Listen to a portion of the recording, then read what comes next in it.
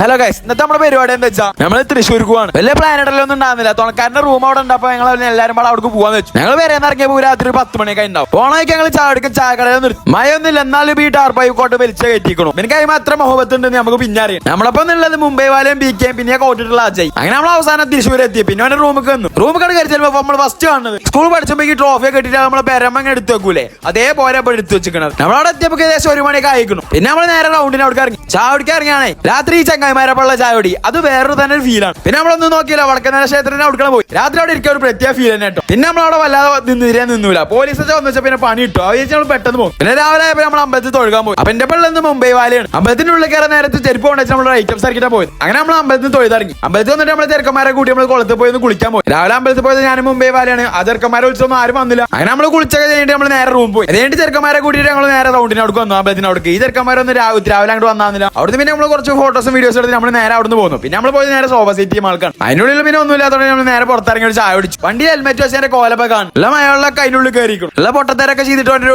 Dialogue അടി. ഓൻ പറയാണ് ഞങ്ങളുടെ മുംബൈയിലൊന്നും മഴയത് എങ്ങനെ ഹെൽമെറ്റ് ഉള്ളിൽ വെള്ളം കയറില്ല എങ്ങനെ വെച്ചാലും. ശോഭ സിറ്റിയിൽ നിന്ന് ഇറങ്ങിയപ്പോൾ പെരും ബ്ലോക്കും. പിന്നെ ഒന്നും നോക്കില്ല, ഒരു ഊട് വഴി പിടിച്ചു. വഴിച്ചാലും പോരാ, വെറും ഓഫ് റോഡ്. അല്ലെ ഈ മലയൊക്കെ പറത്തിച്ചാർന്ന് ഞാൻ. ഓഫ് റോഡൊക്കെ കഴിഞ്ഞിട്ട് നമ്മൾ നേരെ എത്തിയത് പോടെ മുന്നിക്ക. പിന്നെ നമ്മളവിടെ വല്ല കറങ്ങി തീരാൻ നിന്നില്ല. പിന്നെ നമ്മൾ നേരെ റൂമിൽ ചെന്ന് നമ്മൾ ബാക്കൊക്കെ പോയി നമ്മൾ നൈസായിട്ട് അവിടെ തുടങ്ങി. അപ്പൊ എന്താ മറ്റൊരു ബൈ.